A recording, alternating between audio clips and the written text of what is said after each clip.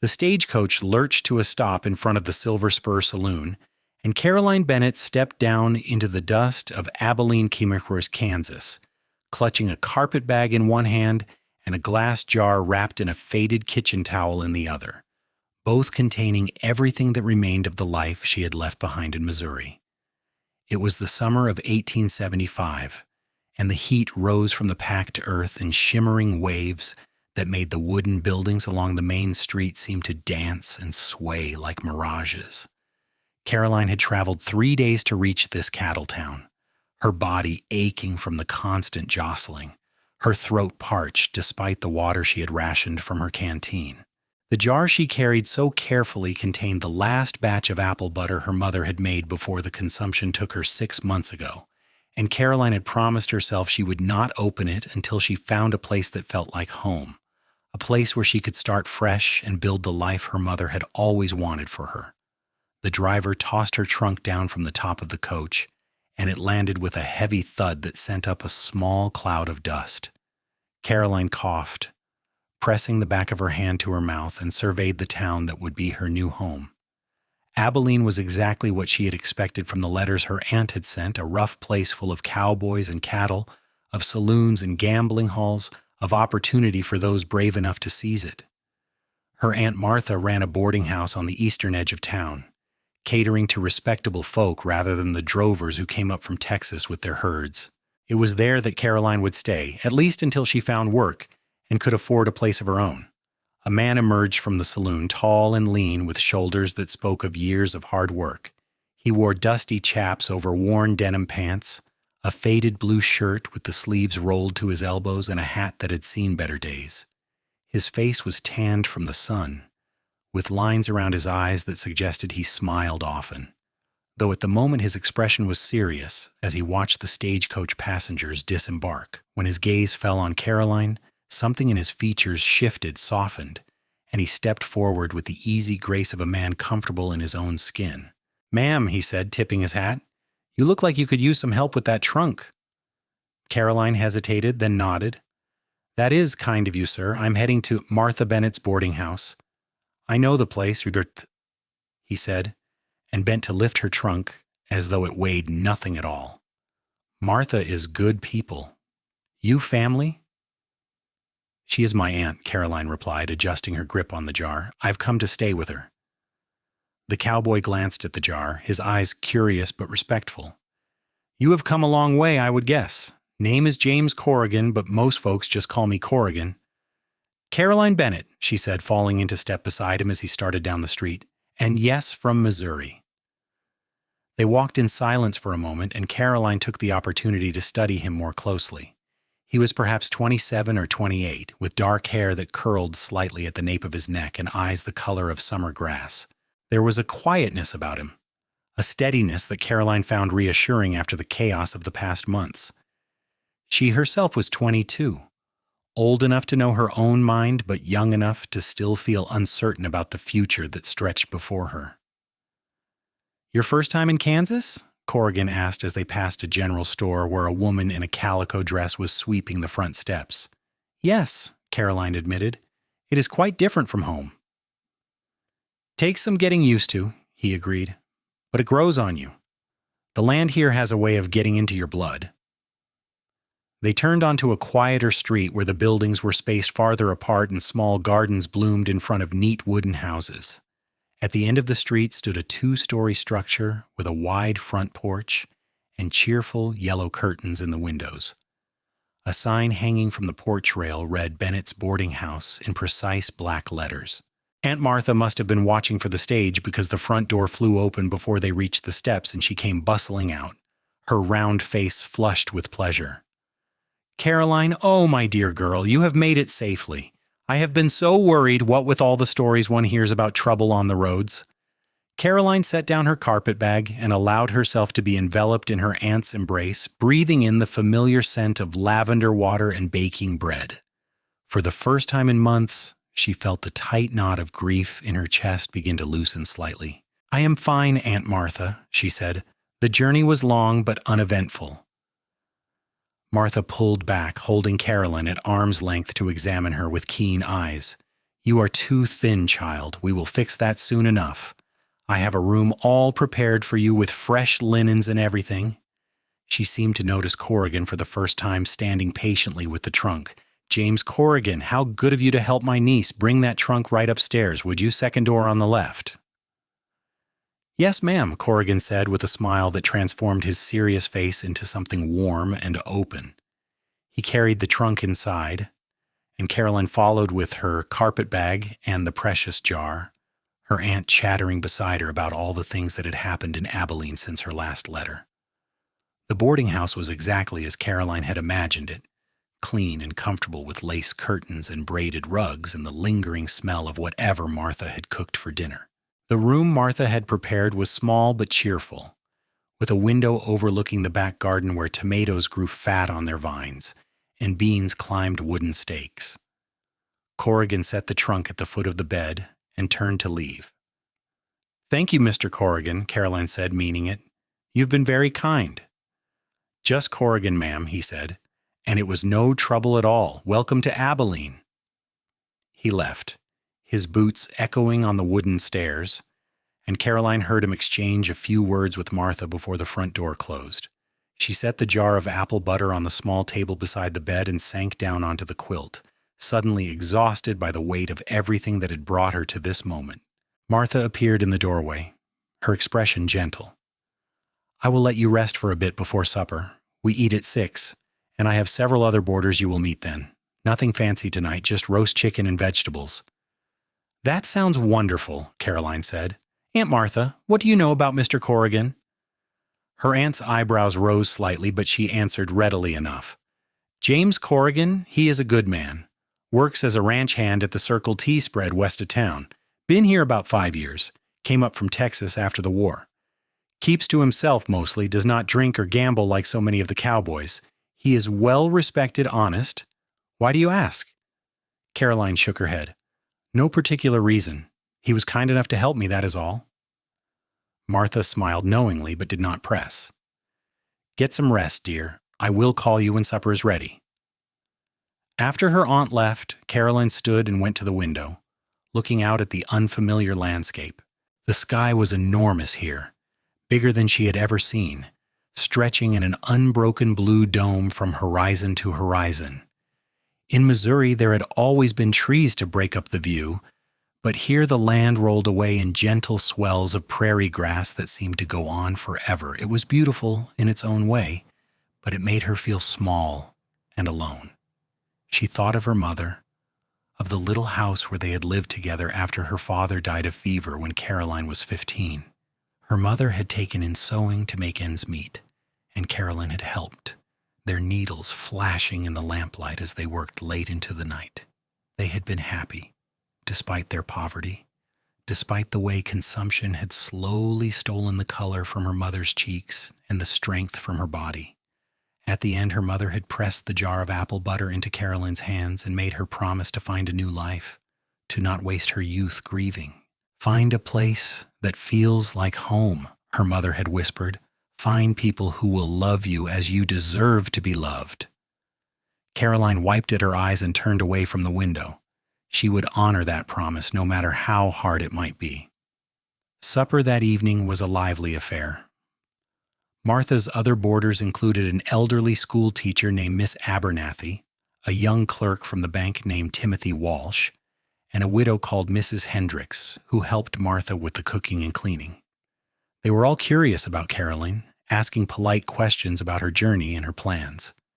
Caroline answered as best she could, though in truth she had no clear plans beyond finding work and making a life for herself. "Martha mentioned you might be looking for employment," Miss Abernathy said as she passed the bowl of green beans. "The school could use help with the younger children.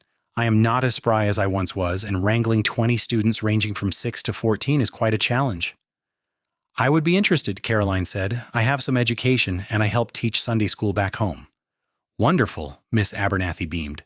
"Come by tomorrow, and we will discuss the details. The pay is not much, but it is steady work." After supper, Caroline helped Martha clear the dishes despite her aunt's protests that she was a guest. They worked together in the kitchen, washing and drying in companionable silence, and Caroline felt some of the tension she had been carrying begin to ease. Perhaps this could work. Perhaps she could build a life here. The next morning dawned clear and already warm, promising another scorching day. Carolyn dressed carefully in her best day dress, a simple brown cotton that was neat if not fashionable, and pinned her auburn hair into a tidy bun. She walked to the schoolhouse with Miss Abernathy, who kept up a steady stream of conversation about the town and its inhabitants. The school was a one-room building near the church, with rough wooden benches and a blackboard that had seen better days. But it was clean and well kept, and Caroline could see the care Miss Abernathy had put into creating a welcoming space for learning. They discussed Caroline's duties and the small salary she would receive, and by the time Caroline left an hour later, she had secured her first position in Abilene. She would start the following Monday helping with the younger children's reading and arithmetic, while Miss Abernathy focused on the older students' more advanced studies. Feeling pleased with herself, Caroline decided to explore the town a bit before returning to the boarding house. She walked along the main street, peering into shop windows and marveling at the variety of goods available even in this frontier town. She was standing outside the general store, debating whether to go in, when a familiar voice spoke behind her. "Miss Bennett, good morning." She turned to find Corrigan standing there, his hat in his hands. He looked freshly washed, his hair still damp, and there was something almost shy in his expression that made Caroline smile. "Good morning, Mr. Corrigan. Just Corrigan." "I was hoping I might run into you," he said. "I wanted to make sure you had settled in all right." "That is thoughtful of you," Caroline said. "Yes, I am settling in well. In fact, I have just secured a position helping at the school." "That is good news," Corrigan said, and seemed to mean it. "Miss Abernathy is a fine teacher. She taught me to read and write when I first came to town. I was not much for schooling as a boy, and I figured it was time to remedy that." Caroline was impressed. Many cowboys could barely sign their names, and the fact that Corrigan had sought out education as an adult spoke well of his character. "That is admirable." They stood there for a moment, the silence stretching, but not uncomfortably. Finally, Corrigan cleared his throat. "I was wondering if you might like to see some of the countryside around here. I have Sunday afternoons off, and I could borrow a wagon from the ranch, show you some of the prettier spots if you are interested." Caroline knew she should probably refuse. She had only just arrived, after all, and she barely knew this man. But there was something about Corrigan that made her feel safe, something in his steady gaze and quiet manner that reminded her of her father. And besides, she was lonely, and the prospect of spending Sunday afternoon exploring with a friendly guide was too appealing to resist. "I would like that," she said. "Thank you." Corrigan's face lit up with a smile that made him look years younger. "Good. I will come by the boarding house around 1 o'clock if that suits you." "That suits me fine," Caroline agreed. They parted ways, and Caroline continued her walk with a lightness in her step that had been absent for months. She knew it was foolish to feel such anticipation over a simple wagon ride, but she could not help herself. For the first time since her mother's death, she felt a small flicker of something that might have been hope. The days between that conversation and Sunday seemed to crawl by. Caroline threw herself into preparing for her new job, reviewing the primers and textbooks Miss Abernathy lent her, and helping her aunt around the boarding house. She learned the routines of the household, the quirks of the other boarders, and the rhythm of life in a frontier town. At night she lay in bed and listened to the sounds of Abilene. The distant piano music from the saloons, the occasional shout or burst of laughter, the barking of dogs and the lowing of cattle in the stockyards. Sunday afternoon finally arrived, and Caroline dressed with more care than she wanted to admit, choosing her blue calico dress and a straw bonnet to protect her face from the sun. She was waiting on the front porch when Corrigan arrived with a sturdy wagon pulled by 2 placid horses. He jumped down and came to help her up, his hand warm and calloused as it closed around hers. "You look very nice," he said, and Caroline felt heat rise to her cheeks. "Thank you." They headed out of town following a dirt road that wound through the prairie. The grass rippled in the breeze like a golden ocean, and the sky was scattered with puffy white clouds that provided occasional relief from the sun. Corrigan proved to be an easy companion, pointing out landmarks and telling stories about the area with a dry humor that made Caroline laugh. "That is where old Tom Sanders tried to start a pig farm, he said, gesturing to a cluster of tumble-down buildings. Turned out pigs do not much care for Kansas summers, and the smell near drove the whole town crazy. He gave up after one season and moved back east." "What happened to the pigs?" Caroline asked. "Bacon mostly," Corrigan said, and they both laughed. They drove for about an hour until Corrigan turned the wagon off the main road and followed a faint trail through the grass. Ahead, Caroline could see a line of trees which seemed almost miraculous in the sea of grass. As they drew closer, she realized it was a creek, the banks lined with cottonwoods and willows that provided blessed shade. "This is one of my favorite spots," Corrigan said as he helped her down from the wagon. "Not many people know about it. I come here sometimes when I need to think." Caroline could see why. The creek burbled over smooth stones, and the shade was deliciously cool after the heat of the ride. Birds sang in the branches overhead, and the air smelled of water and growing things. It was beautiful, peaceful, in a way that made her chest ache with bittersweet pleasure. They sat on a flat rock near the water's edge, and Corrigan produced a basket from the back of the wagon. "I brought some food if you're hungry, nothing fancy, just bread and cheese and some apples." "That sounds perfect," Caroline said. They ate in companionable silence for a while, and then Corrigan said, "Your aunt mentioned that you lost your mother recently. I am sorry for your loss." Caroline swallowed hard, touched by the genuine sympathy in his voice. "Thank you. It has been difficult, but I know she would want me to move forward." "My mother died when I was young," Corrigan said quietly. "Fever took her and my baby sister both. It was just me and my father after that until I was old enough to strike out on my own. I understand something of what you are feeling." Caroline looked at him, seeing the shadow of old grief in his eyes, and felt a connection form between them, a shared understanding of loss. "It helps to know that I'm not alone in this." "You are not alone," Corrigan said firmly. "You have your aunt, and Miss Abernathy and the other boarders, and if you will allow it, you have me as a friend." "I would like that very much," Caroline said softly. They talked for hours, trading stories about their lives and their hopes for the future. Caroline learned that Corrigan had fought in the war, though he did not like to speak of it much, and had drifted for a few years before finding his way to Kansas. He loved the work of ranching, the long days in the saddle and the satisfaction of tending to the cattle. He had dreams of one day having his own land, his own herd, but he was patient, willing to work and save until the time was right. Caroline told him about her mother, about the little house in Missouri and the sewing they had done together.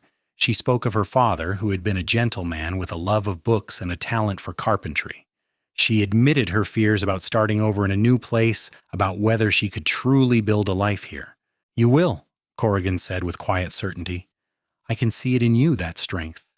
You are the kind of person who makes things work, no matter what." His faith in her was humbling and encouraging all at once. As the afternoon wore on and the shadows began to lengthen, Caroline realized she did not want the day to end. But eventually Corrigan stood and offered his hand to help her up. "We should head back before it gets dark. Your aunt will worry." The ride back to town was quieter, both of them lost in their own thoughts. When they reached the boarding house, Corrigan walked her to the door, his hat in his hands once again. "Thank you for a wonderful afternoon," Caroline said. "I enjoyed it very much." "So did I," Corrigan replied. "Perhaps we could do it again sometime if you would like." "I would like that," Caroline said, and meant it with her whole heart. She watched him climb back into the wagon and drive away, his figure growing smaller in the dusty twilight. Martha was waiting inside, a knowing smile on her face, but she did not tease or pry, for which Caroline was grateful. That night, as she prepared for bed, Caroline found her gaze drawn to the jar of apple butter on the table. She had not yet opened it, had been waiting for the right moment, the right place, but now she thought perhaps she was beginning to understand what her mother had meant. Home was not just a place, it was a feeling, a sense of belonging and connection, and maybe, just maybe, she was starting to find that here. The next weeks passed in a pleasant blur of activity. Caroline started her work at the school and quickly fell into the rhythm of teaching. The children were a mix of frontier scruffiness and surprising intelligence, eager to learn despite the distractions of the world outside the schoolhouse windows. She found she enjoyed the work, the challenge of making lessons interesting, and the satisfaction of seeing understanding dawn in a child's eyes. In the evenings, she helped Martha around the boarding house and got to know the other residents better. Timothy Walsh, the bank clerk, proved to be an enthusiastic amateur botanist who could talk for hours about the native plants of Kansas. Mrs. Hendricks had a dry wit and a gift for storytelling that kept them all entertained at supper. Even Miss Abernathy, though stern in the classroom, revealed a softer side in the comfort of Martha's parlor. And then there was Corrigan. He began stopping by the boarding house regularly, always with some excuse, needing to deliver a message or ask Martha about something, but his eyes would seek out Caroline, and they would talk for a few minutes on the porch, their conversations growing deeper and more personal with each encounter. On Sundays, they continued their excursions into the countryside, and Caroline came to know the land around Abilene through his eyes, seeing its harsh beauty and subtle charms. One Sunday in late August, about a month after Caroline's arrival, Corrigan took her to visit the Circle T ranch where he worked. The owner, a weathered man named Thomas Calloway, greeted them warmly and invited them to stay for Sunday dinner. Caroline met the other ranch hands, a rough but friendly bunch, and saw Corrigan in his element moving among the horses and cattle with easy confidence. After dinner, he showed her the horses, letting her pet their soft noses and laughing when one of them tried to nibble her bonnet strings. "You are good with them," Caroline observed. "They trust you." "Horses are honest," Corrigan said. "They do not pretend to be something they are not. I appreciate that." They walked together toward a corral where several young horses were being trained.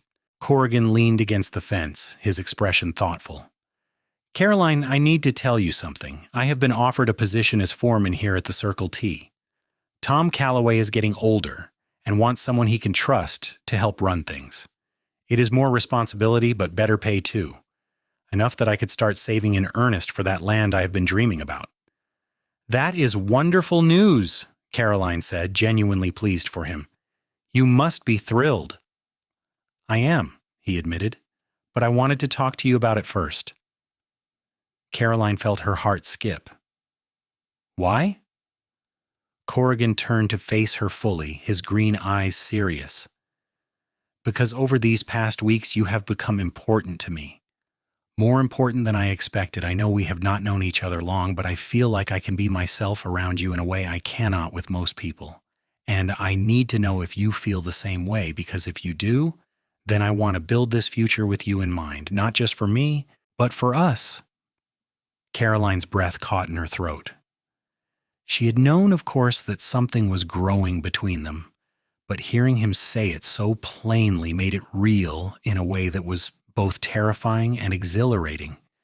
She thought of her mother's words, of finding a place that felt like home. She thought of the way her heart lifted every time she saw Corrigan's familiar figure walking up the street.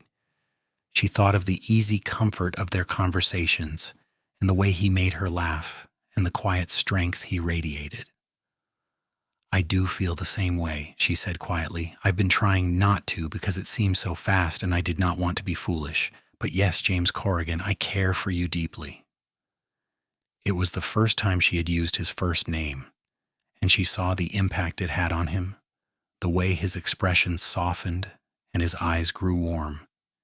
He reached out and took her hand, his thumb brushing over her knuckles in a gesture that was both tender and respectful. "I will not rush you," he said. "We can take this as slow as you need, but I wanted you to know where my heart stands." "And I'm glad you told me," Caroline replied. They stood there in the golden afternoon light, hands clasped, and Caroline felt as though she stood on the edge of something vast and wonderful. The future, which had seemed so uncertain just weeks ago, now shimmered with possibility. That evening, as Corrigan drove her back to town, They talked about what came next.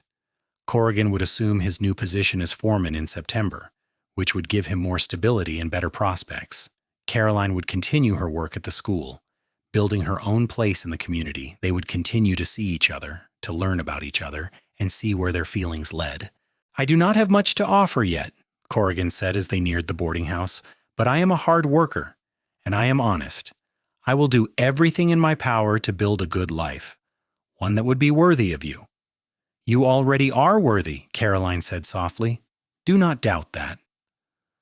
When he left her at the door that night, he lifted her hand to his lips and pressed a gentle kiss to her knuckles, a gesture so courtly and sweet that Caroline felt tears prick her eyes. She went inside in a daze, her hand tingling where his lips had touched, and found Martha waiting with tea and a sympathetic smile. "That young man is smitten with you," her aunt said, "and unless I miss my guess, you feel the same." "I do," Caroline admitted. "Is it foolish, Aunt Martha? We have only known each other a few weeks." Martha shook her head. "When you know, you know. Your uncle and I were engaged after just 3 weeks of courtship, and we had 30 happy years together before the Lord took him home. Time is not always the measure of love, my dear. Sometimes the heart simply recognizes its match." Carolyn sipped her tea and let those words settle into her heart.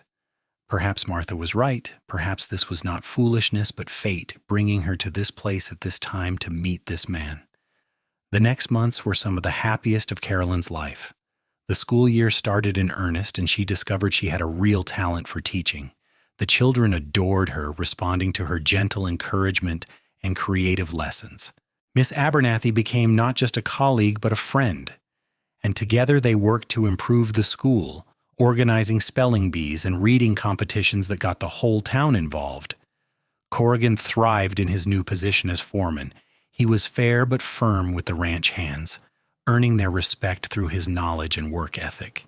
He began saving money in earnest, keeping careful accounts, and talking with Caroline about his plans for the future. They spent every Sunday together now, and many evenings as well, when Corrigan would ride into town after work just to sit with her on the boarding house porch and talk about their days. By October, when the prairie grass had turned golden and the air held the first hint of winter's chill, Caroline knew without a doubt that she loved him. She loved the way he listened to her with his full attention, the way he respected her opinions and valued her thoughts. She loved his quiet humor and his strong hands, and the way his eyes crinkled when he smiled. She loved the steadiness of him, the way he made her feel safe and cherished without making her feel small or helpless. One evening in late October, Corrigan arrived at the boarding house with a serious expression that made Caroline's heart flutter with a mixture of anticipation and nervousness. They walked together to the little park near the church, where the leaves were falling from the few trees in golden showers. "Caroline," he began, and then stopped, seeming to gather his courage. "These past months with you have been the best of my life. You have brought light and joy into days that used to be just about work and getting by. You have made me believe that I can have more, that I can build something lasting and good." He took both her hands in his, and Caroline saw that his own were trembling slightly. "I know I'm not a wealthy man, and I do not have much to offer yet beyond hard work and a true heart. But I love you, Caroline Bennett. I love you more than I thought I could love anyone, and I'm asking if you would do me the honor of becoming my wife." Caroline felt tears spill down her cheeks, but they were tears of joy, not sorrow. "Yes," she said, her voice breaking with emotion. "Yes, James, I will marry you. I love you too so very much." He pulled her into his arms, holding her close, and Caroline pressed her face against his chest and listened to the steady beat of his heart. This was home, she realized. Not a place, but this. This feeling of being held and cherished and loved. Her mother had been right all along. When they finally drew apart, Corrigan reached into his pocket and pulled out a small box. Inside was a simple gold band with a tiny chip of a diamond. Modest but beautiful. "It is not much," he said apologetically, but it is the best I could afford right now. Someday I will get you something better. It is perfect, Caroline said firmly, and meant it. She did not need a grand ring or expensive gifts. She needed only this man and his love, and the promise of a future together.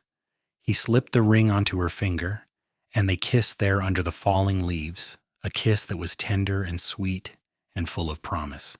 When they returned to the boarding house to share the news with Martha, her aunt wept with happiness and immediately began planning the wedding. They decided to marry in December, giving them time to make preparations, but not waiting so long that it seemed forever. Corrigan spoke to Mr. Calloway about building a small house on a corner of the Circle T property, and the rancher agreed, even offering to help with materials. In the evenings, Corrigan worked on the house while Carolyn sewed her wedding dress and helped Martha prepare for the celebration. The wedding was set for December 20th, and as the date approached, Caroline felt a bittersweet ache in her heart. She wished desperately that her mother could be there to see her married, to meet the man who had captured her daughter's heart. One evening, about a week before the wedding, Caroline sat in her room at the boarding house and took down the jar of apple butter from its place on the table. She held it in her hands, remembering the day her mother had given it to her, the weight of that final goodbye. Her mother had told her to find a place that felt like home, and she had. She had found not just a place, but a person, someone who made her feel complete in a way she had never imagined possible. The next evening, Corrigan came to take her to see the house he had been building. It was small but sturdy, just 2 rooms for now with the promise of additions later. There was a main room with a fireplace and a separate bedroom, windows that let in plenty of light, and a little porch where they could sit in the evenings. Corrigan had built it with his own hands, and every nail and board represented his love and his dreams for their future. "It is beautiful," Caroline said, walking through the space and imagining how it would look with curtains and furniture and all the small touches that would make it theirs. "James, you have done wonderful work." "I am glad you like it," he said, coming to stand behind her and wrapping his arms around her waist. "This is our beginning, Caroline, our home." Caroline turned in his arms, suddenly knowing what she wanted to do. "I have something I want to share with you. Wait here." She had brought the jar of apple butter with her, wrapped carefully in a cloth. She went to fetch it from the wagon and brought it back inside, setting it on the rough wooden table Corrigan had built. Her hands shook slightly as she unwrapped it. "My mother made this," she said softly. "It was the last batch of apple butter she made before she died. She told me not to open it until I found a place that felt like home. I have been carrying it with me, waiting for the right moment." Corrigan's expression was gentle, understanding. "Are you sure? We can wait if you're not ready." But Caroline shook her head. She twisted the lid, hearing the seal break after months of waiting. The smell that rose from the jar was incredible, sweet and spiced with cinnamon and cloves, rich with the scent of apples and sugar, and all the love her mother had poured into its making. Her eyes filled with tears, but she blinked them back and found 2 spoons in the basket she had brought. "Taste it with me," she said, offering him one of the spoons. Corrigan took the spoon, his eyes never leaving her face. They dipped into the apple butter together, and Caroline held her breath as she watched him taste it. She saw his expression change, soften into something wondering and almost reverent. "Caroline," he said quietly, "this tastes like coming home." The words, so simple and yet so perfectly right, broke something open in Caroline's chest. She tasted the apple butter herself, and on her tongue was every memory of her mother, every autumn afternoon spent helping to peel apples, every winter evening warmed by her mother's love. But mixed with the bittersweet ache of loss was something new, the joy of sharing this precious thing with the man she loved, of bringing her past into her future and finding that they fit together perfectly. "Yes," she whispered, "it does." They stood together in their new house, eating apple butter straight from the jar and talking about Caroline's mother and the memories she treasured. Corrigan listened to every story, asking questions, and understanding the importance of what Caroline was sharing. By the time the jar was half empty, Caroline felt lighter than she had in months, as though she had finally set down a burden she had been carrying for too long. "Thank you for sharing this with me," Corrigan said, wiping a smudge of apple butter from the corner of her mouth with his thumb. "It is an honor to be part of this moment." "You are part of everything now," Caroline replied.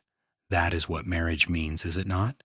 Sharing all the pieces of ourselves, the joy and the sorrow, the past and the future." "Then I will cherish every piece you give me," he promised. Their wedding day dawned cold and clear, the kind of bright December morning that makes everything sparkle with frost. Caroline dressed in her wedding gown, a simple but elegant creation of cream-colored silk that Martha had helped her sew. She wore her mother's cameo pinned at her throat and carried a bouquet of dried flowers that Mrs. Hendricks had arranged. Her hair was swept up in soft curls, and Martha had lent her a delicate lace veil that had been in the family for generations. The ceremony was held in the little church, with what seemed like half the town in attendance. Miss Abernathy played the piano, and Timothy Walsh stood up as one of Corrigan's witnesses, along with Mr. Calloway. Martha was Carolyn's attendant, tears streaming down her round cheeks from the moment Caroline started down the aisle. But Caroline had eyes only for Corrigan, waiting for her at the altar in a new suit that made him look both handsome and slightly uncomfortable. When she reached his side, he took her hand, and the trembling in his fingers told her he was as nervous as she was. The minister, a kind old man named Reverend Hartford, spoke about love and commitment, about the sanctity of marriage, and the importance of building a life together on a foundation of faith and mutual respect. But Caroline barely heard the words, too focused on Corrigan's face, on the love and wonder she saw reflected in his eyes. When it came time for the vows, Corrigan's voice was strong and clear. "I, James Corrigan, take you, Caroline Bennett, to be my lawfully wedded wife. I promise to love you, to honor you, to stand by your side in good times and bad, in sickness and health, for all the days of my life." Caroline's voice shook with emotion, but she got through her own vows. "I, Caroline Bennett, take you, James Corrigan, to be my lawfully wedded husband. I promise to love you, to honor you, to stand by your side in good times and bad, in sickness and health, for all the days of my life." "By the power vested in me," Reverend Hartford said with a smile, "I now pronounce you husband and wife. James, you may kiss your bride." Corrigan cupped Caroline's face in his hands and kissed her gently, reverently, and the church erupted in applause and cheers. They walked back down the aisle together, husband and wife, and Caroline felt as though her heart might burst with happiness. The reception was held at the boarding house, with Martha and Mrs. Hendricks having spent days preparing food and decorations. There was music and dancing, laughter and toasts, and enough food to feed the whole town. Caroline danced with Corrigan, with Mr. Calloway, with Timothy Walsh, and even with Reverend Hartford, who proved surprisingly light on his feet. But her favorite moment came when she and Corrigan slipped away for a few minutes to the quiet of the front porch. "Happy?" he asked, his arm around her waist. "Happier than I ever imagined I could be," Caroline replied honestly. "I feel like my mother is here somehow, watching over us and smiling." "I am sure she is, Horace," Corrigan said, "and I'm sure she is proud of you, of the woman you have become, and the life you are building." That night, they drove out to their little house on the Circle T property, wrapped in blankets against the cold. Corrigan had spent the previous evening getting everything ready, building up the fire in the fireplace, and making sure the bed had plenty of quilts. It was not much, but it was theirs, and that made it perfect.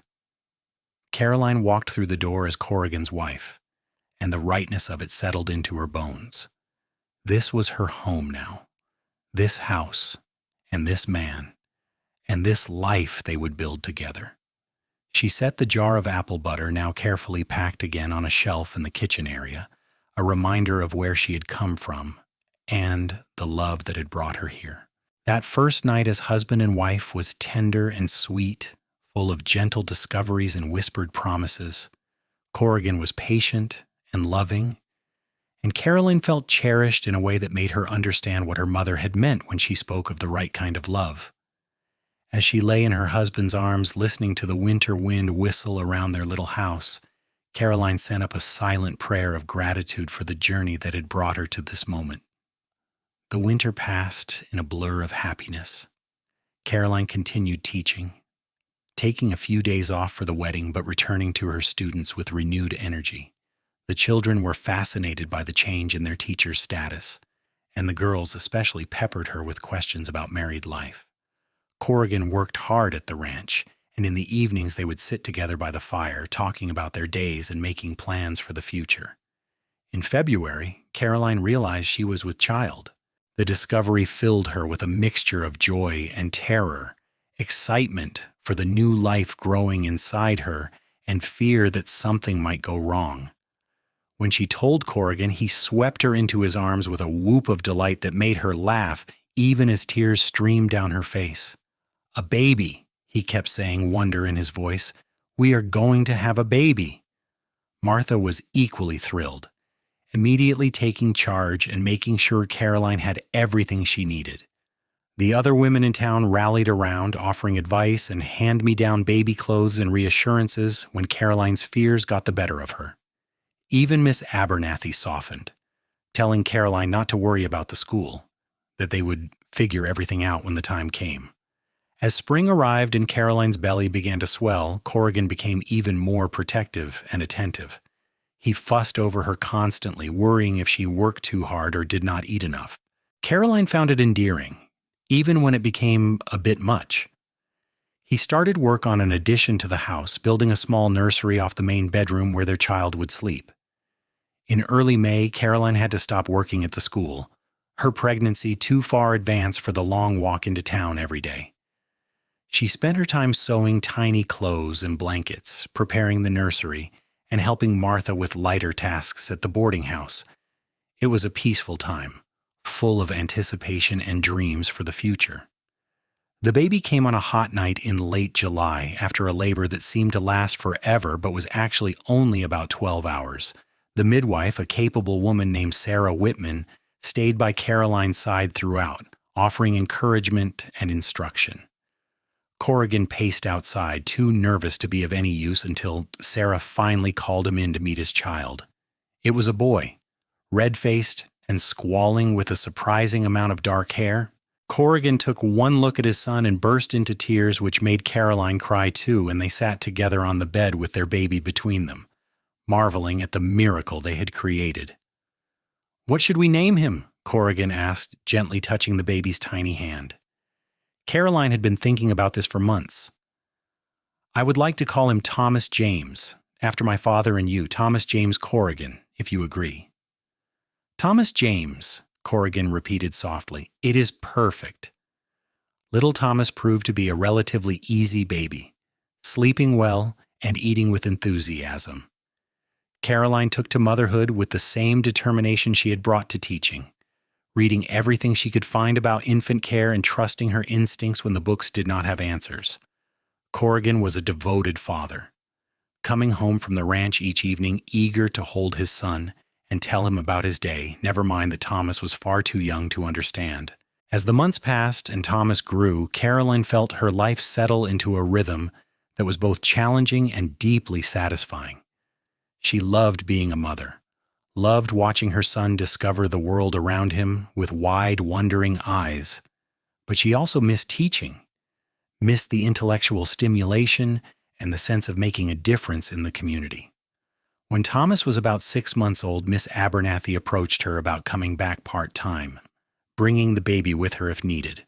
Caroline discussed it with Corrigan, and they decided to try it. So, in the early spring of 1877, Caroline returned to the school 3 days a week, with Thomas sleeping in a basket in the corner or being passed around by the older girls who were delighted to help care for him. It was not a perfect solution, but it worked. And Caroline felt more like herself again, balancing the different parts of her life. That summer, Corrigan's dreams took a major step forward. Mr. Calloway, who had no children of his own, offered to sell Corrigan a parcel of land at the far edge of the Circle T property at a price he could afford. It was 200 acres of good grazing land, enough to start a small herd of his own. Corrigan had saved carefully, and with a small loan from the bank, he was able to make the purchase. "We are landowners now," he said to Caroline the night they signed the papers, his voice filled with awe. "We have our own place, our own future to build." "You have worked so hard for this," Caroline said, squeezing his hand. "I am so proud of you." Over the next year, they worked together to build up their small ranch. Corrigan bought a few head of cattle and some horses, while still working for Mr. Calloway to bring in steady income. Caroline managed their home and cared for Thomas while also continuing her part-time teaching. It was exhausting, but it was also exhilarating watching their dreams slowly become reality. In the fall of 1878, Caroline realized she was pregnant again. This time, the discovery was less fraught with fear, though she still worried. Thomas was just over a year old, toddling around and getting into everything, and the thought of managing 2 small children seemed daunting. But Corrigan was overjoyed, and his excitement helped ease Caroline's concerns.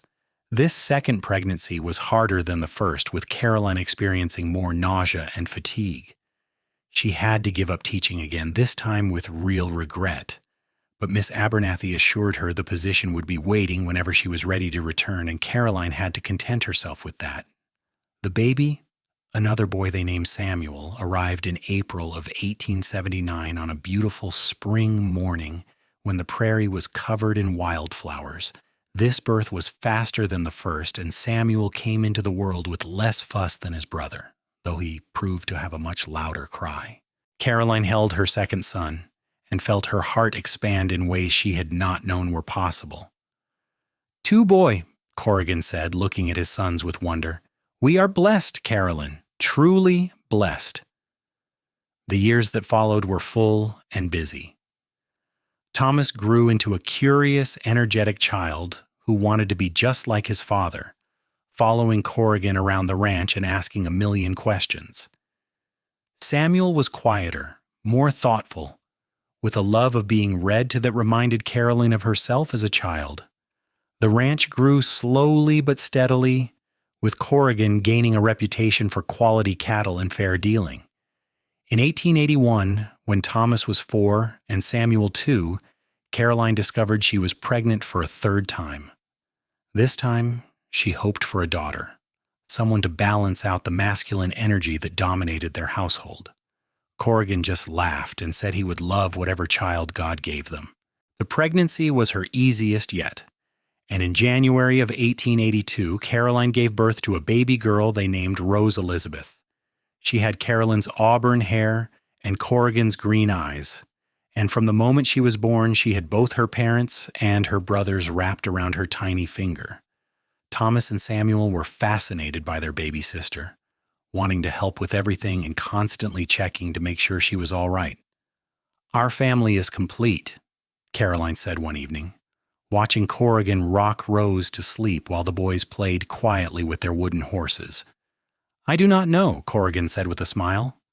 "I am kind of enjoying this. Maybe we should aim for a half dozen." Caroline threw a pillow at him and they both laughed, trying to be quiet so as not to wake the baby. But later, lying in bed with Corrigan's arm around her, Caroline thought that maybe he was not entirely joking. She loved being a mother, loved the chaos and joy and constant surprises that came with children. If they had more, she would welcome them gladly. But as it turned out, Rose was indeed their last child. Caroline did not get pregnant again, and after a while she accepted that their family was complete at 5. It was enough, more than enough. They had 3 healthy, happy children, a thriving ranch, and a marriage that grew stronger with each passing year. By 1885, their lives had settled into a comfortable routine. The ranch was doing well enough that Corrigan was able to hire a couple of hands to help with the work, giving him more time to spend with his family. Caroline had returned to teaching part-time at the school, with Rose now old enough to come with her, as Thomas had once done. Thomas, now 8, was already showing signs of becoming a fine horseman like his father. Samuel, 6, had his nose constantly in a book when he was not helping with ranch chores. And Rose, 3, ruled them all with her sunny disposition and stubborn will. One evening in September of that year, as they sat on the porch after supper watching the sun set over the prairie, Caroline felt a deep sense of contentment settle over her.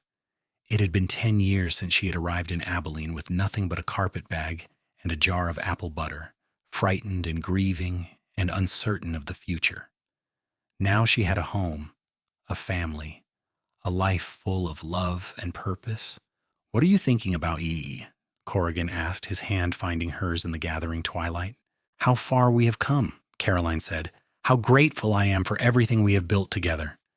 "We have been fortunate," Corrigan agreed. "But it is more than just fortune, Caroline. It is you, your strength, your faith, your love. You have made all of this possible." Caroline shook her head. "We have made it together. That is what makes it so precious." They sat in silence for a while, listening to the sounds of their children playing inside the house, the distant lowing of cattle, the whisper of wind through the grass. This was home, Caroline thought, not the house, though she loved every inch of it, not the land, though it was beautiful and dear. Home was this moment, and this man, and this family they had created. Home was the life they had built together from nothing, from grief and hope and a jar of apple butter that had tasted like coming home.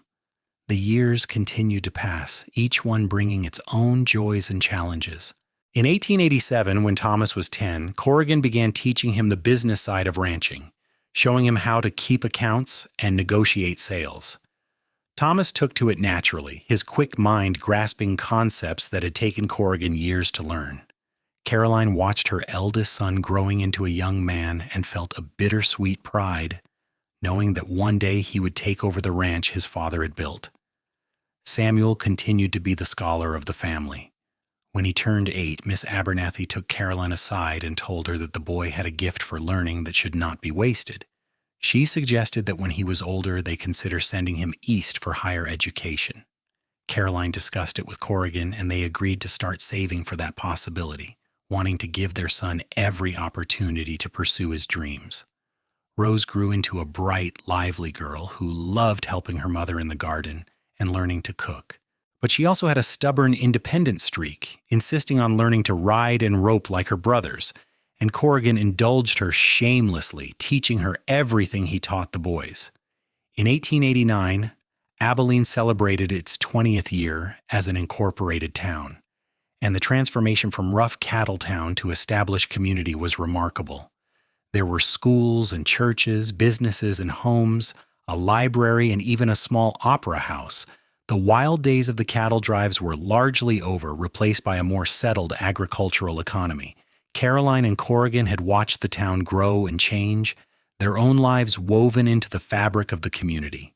That summer, Martha passed away peacefully in her sleep at the age of 72. Caroline grieved for the aunt who had taken her in and helped her build a new life, but she also celebrated the long, full life Martha had lived. They buried her next to her husband in the cemetery on the hill, and Caroline made sure fresh flowers were placed on the grave every week. The boarding house was sold to a young couple from back east, and Caroline felt the bittersweet sting of watching that chapter close. But she still had the memories, the foundation Martha had helped her build, and she knew her aunt would be pleased with how everything had turned out. In the early 1890s, times got harder for a while. There was a drought that lasted 2 summers, testing the mettle of every rancher in the county. Corrigan worked dawn to dusk, trying to keep the cattle alive and the ranch afloat. Caroline stretched every dollar, put up every bit of food she could preserve, and refused to let fear or hardship break their family's spirit. The children helped however they could, and together they weathered the difficult times. When the rains finally came again in 1893, the relief was palpable. The prairie bloomed like never before, and the cattle fattened on the rich grass. That year, the ranch had its best profit ever, and Corrigan was able to pay off the last of his loans. They owned everything free and clear, the land and the cattle and the house, and the satisfaction of that achievement was immense. Thomas was 16 now, tall and strong and increasingly capable of running the ranch himself. Samuel, 14, had his heart set on studying law back east, and Carolyn and Corrigan had saved enough to make that dream possible. Rose, 11, was growing into a beautiful young woman, though she still preferred riding horses to embroidery. One evening in the fall of 1893, after the children had gone to bed, Caroline and Corrigan sat on the porch as they had so many times before. The night was cool and clear, with stars scattered across the sky like diamonds on black velvet. Caroline was doing some mending by lamplight, and Corrigan was carving a whistle for Rose, his hands sure and steady. "Do you ever think about that first day we met?" Caroline asked, breaking the comfortable silence. "When I stepped off the stage with nothing but a carpetbag and that jar of apple butter?" Corrigan looked up, his eyes warm with memory. "I think about it often. I saw you standing there, looking lost and brave all at once, and something in me just knew. I cannot explain it, but I knew you were going to be important." "I felt it too," Caroline admitted, "though I tried to tell myself I was being foolish. You were a stranger after all." "We are not strangers now," Corrigan said softly. "We are partners, lovers, friends, everything I could have hoped for and more." Caroline set down her mending and moved to sit beside him, leaning her head on his shoulder. "I wish my mother could have known you, could have seen what we built together." "I think she knew," Corrigan said. "That is why she gave you that apple butter, why she told you to find a place that felt like home. She knew you would recognize it when you found it. You were right, you know," Caroline said. "That day when you first tasted it, it did taste like coming home." They sat together in the starlight, bound by years of shared joys and sorrows, by the children they had raised and the life they had built. The little ranch house had been added on to several times over the years, growing to accommodate their expanding family. The land they owned had increased as they bought neighboring parcels.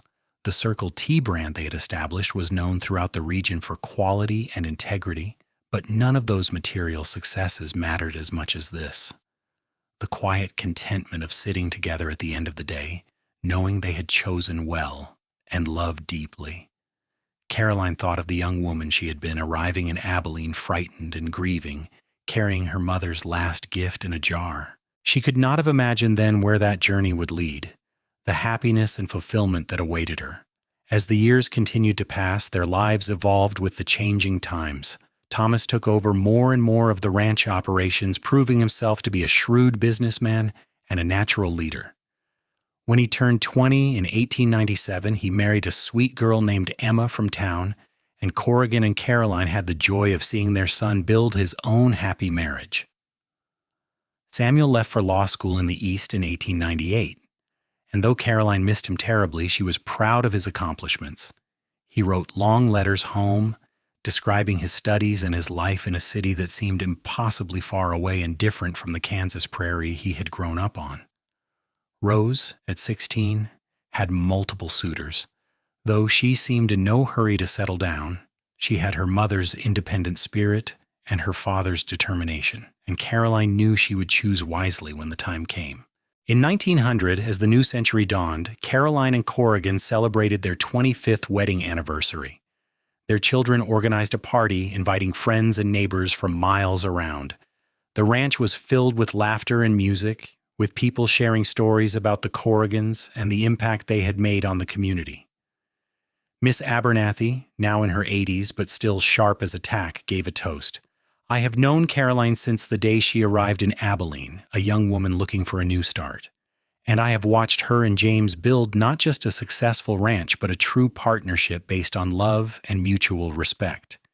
They are proof that the best things in life come from hard work, faith, and choosing the right person to walk beside."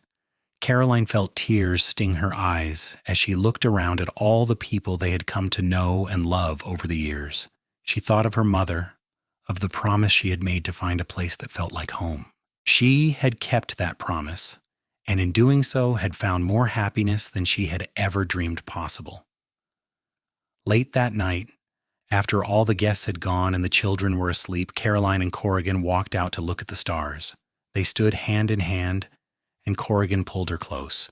25 years, he said, "and I love you more now than I did on our wedding day." "How is that possible?" Caroline teased gently. "You loved me quite a lot then." "Because now I know you," Corrigan said seriously. "I know your strength and your kindness, your courage and your compassion. I know how you look first thing in the morning and how you hum when you are happy. I know how you love our children fiercely but also give them room to grow. I know 1,000 small things that make you who you are, and each one makes me love you more." Caroline kissed him, pouring all her love into that simple gesture. "You are everything I never knew I needed, everything my mother hoped I would find." They stood together under the vast Kansas sky, two people who had found each other in a frontier town and built a life that exceeded all expectations. The ranch that surrounded them was quiet in the night, the cattle settled and the horses drowsing in their stalls. Somewhere in the distance, a coyote called, its voice carrying across the prairie they had made their home. The new century brought changes, as centuries always do. Automobiles began to appear on the roads, though they were still rare enough to be a curiosity. Telephones connected Abilene to the wider world, though the Corrigans did not get one until 1903. The frontier was closing, the wild days giving way to a more settled, modern existence. Samuel finished law school and opened a practice in Kansas City, making a name for himself representing farmers and small businessmen against larger corporate interests. He married a young woman named Margaret in 1902, and they gave Caroline and Corrigan their first grandchild, a girl named Anne, in 1903.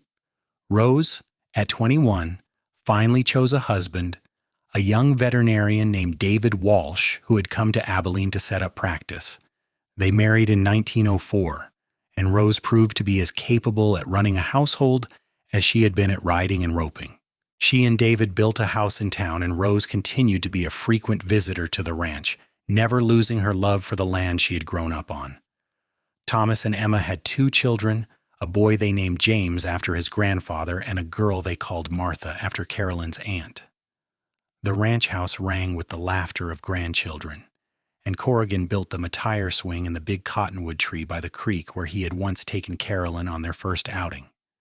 As Carolyn entered her 50s, she found herself looking back more and more on the journey that had brought her to this place. She thought often of her mother, of that jar of apple butter that had been so much more than just preserved fruit. It had been a symbol of love, of home, of the courage to start over and believe in the possibility of happiness even in the depths of grief. One day in the spring of 1908, Caroline was cleaning out a cupboard when she found something wrapped in old cloth at the very back. She pulled it out, puzzled, and unwrapped it to find the jar that had once held her mother's apple butter. It was empty now, of course, washed clean years ago. But seeing it brought back a flood of memories so vivid that she had to sit down, the jar clutched in her hands.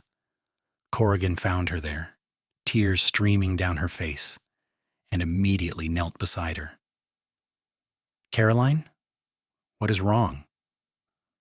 "Nothing is wrong," she said through her tears.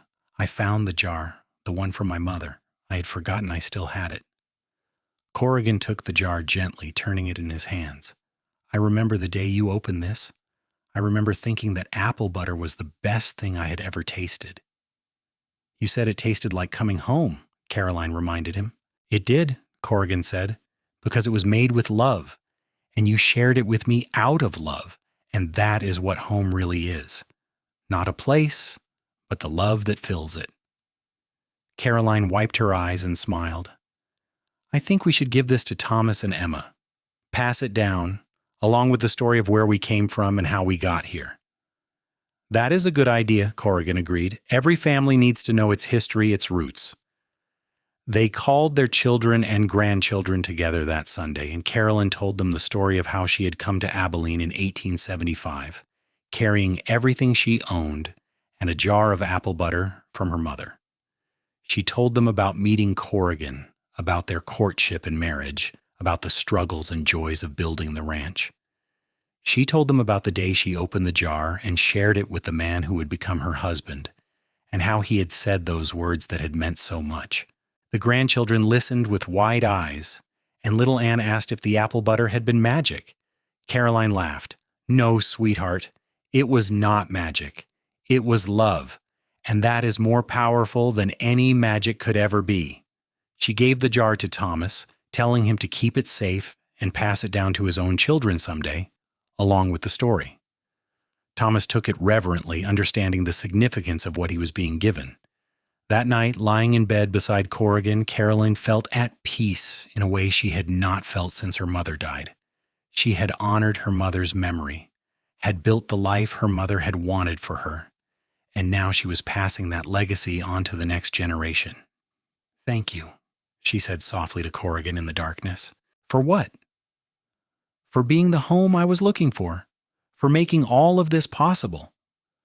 Corrigan pulled her close, and Caroline felt his lips brush her forehead. "You gave me the same thing, Caroline. Before you, I was just drifting, working and saving, but never really living. You taught me what it meant to have a home, a family, a purpose beyond just getting by." They fell asleep in each other's arms, as they had for more than 30 years, two people who had found each other against all odds and built something beautiful. The years continued their steady march. Corrigan turned 60 in 1913, and though he was still strong and vital, he began to step back from the day-to-day operations of the ranch, letting Thomas take full control. He spent more time with his grandchildren, teaching them to ride and rope, telling them stories about the old days when Abilene was still a wild cattle town. Caroline, at 58, finally retired from teaching for good. She had spent nearly 4 decades helping to educate the children of Abilene, and the school board honored her with a special ceremony. Former students, now grown with children of their own, came to pay tribute, sharing stories about how she had changed their lives. In 1915, the country began to feel the rumblings of war in Europe, though it still seemed distant and unlikely to touch their lives in Kansas. But in 1917, when America entered the Great War, Samuel's oldest son enlisted, and the conflict became terribly real. Caroline prayed every night for the safety of her grandson, and when he returned home in 1919, whole if changed by what he had seen, her gratitude was profound. The 1920s brought prosperity to the ranch, even as the country changed in ways that sometimes seemed bewildering. Rose's younger daughter bobbed her hair and wore scandalously short skirts, and Caroline had to bite her tongue to keep from lecturing. Times were changing, and the young had to find their own way just as she had done all those years ago. In 1925, Caroline and Corrigan celebrated their 50th wedding anniversary. They were 70 and 73 respectively, white-haired and weathered, but still strong, still devoted to each other. Their family had grown to include not just their 3 children, but 10 grandchildren, and even a few great-grandchildren, a whole tribe of Corrigans spreading across Kansas and beyond. The celebration was massive, with people coming from all over to honor the couple who had become something of a local legend. Corrigan gave a speech, his voice still strong despite his years. 50 years ago, I was a cowboy, with nothing much beyond the clothes on my back and dreams I was not sure I could achieve. Then Caroline stepped off that stagecoach, and my life changed forever. She brought with her a jar of apple butter and a courage I could only marvel at. She had lost everything, but she did not let that break her. She built a new life, and she let me be part of it. Everything you see here, everything we have accomplished, it all started with her, with the love we found in each other and the family we built together. Carolyn stood beside him, tears streaming down her weathered cheeks, and when it was her turn to speak, she had to take a moment to compose herself. "I came to Abilene looking for a place to belong," she said. "I found that and so much more. I found a man who treated me as an equal partner, who valued my thoughts and respected my dreams. I found a community that welcomed me and gave me purpose. I found a life full of love and meaning. If I could go back and speak to that frightened young woman stepping off the stagecoach, I would tell her not to be afraid. I would tell her that everything is going to be all right, that she is going to find more happiness than she can imagine. And I would tell her that when a kind cowboy offers to carry her trunk, she should say yes, because that cowboy is going to be her whole world. There was not a dry eye in the house, and the celebration continued late into the night with music and dancing and stories shared across generations. As they grew older, Caroline and Corrigan settled into the comfortable rhythms of a long marriage. They spent their days quietly, tending the garden, visiting with their children and grandchildren, sitting on the porch in the evenings and watching the sun set over the land they had built their lives upon. They spoke less than they once had, but the silence between them was comfortable, full of shared understanding and decades of companionship. Corrigan's health began to decline in his late 70s, his heart growing weak after a lifetime of hard work. The doctor told him to rest, to take it easy, but Corrigan was not good at sitting still. He continued to walk the ranch every day, checking on the cattle and the horses, making sure everything was as it should be. One evening in the fall of 1932, Corrigan and Caroline sat on the porch as the leaves turned gold and red around them. Corrigan was quiet, more so than usual, and Caroline knew without words that he was thinking about the passage of time, about mortality and legacy. "We have had a good life, have we not?" he said finally. "The best life," Caroline agreed, reaching for his hand. "No regrets?" "None," Corrigan said firmly. "How could I have regrets? I have been married to the woman I love for 57 years. I have raised 3 fine children who have given us grandchildren and great-grandchildren. I have worked land that I own, built something that will outlast me. What more could any man want?"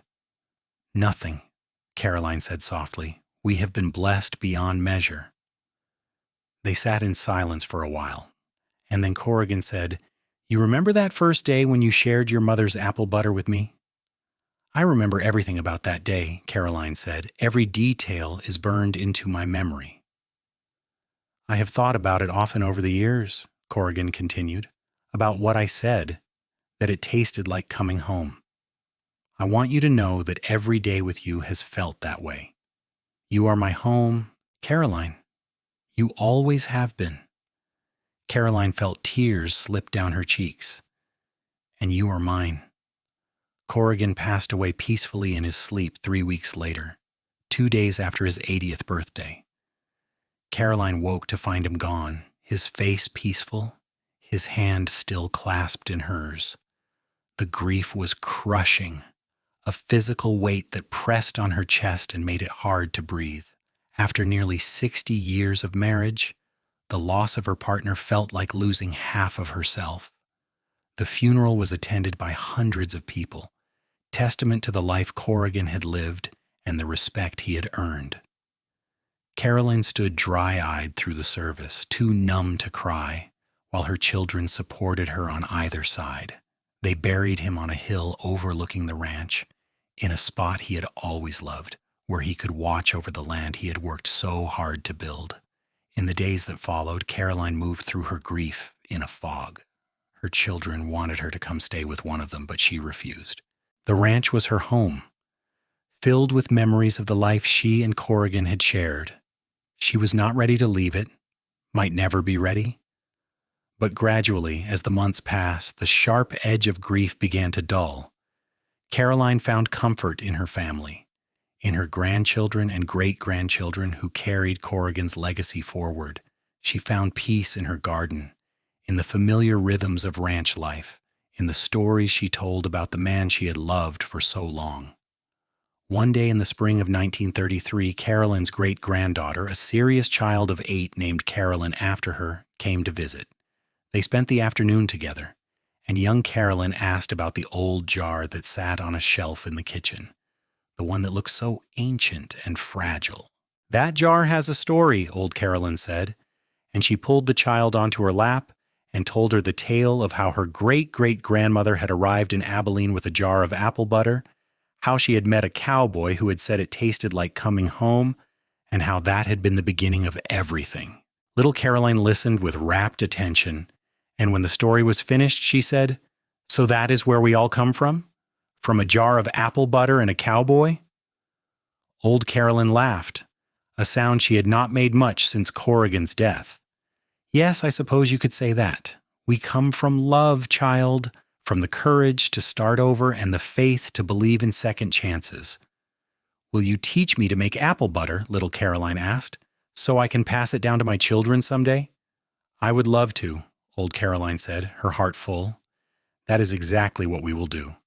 Caroline Bennett Corrigan lived another 5 years, surrounded by the family she and her husband had created.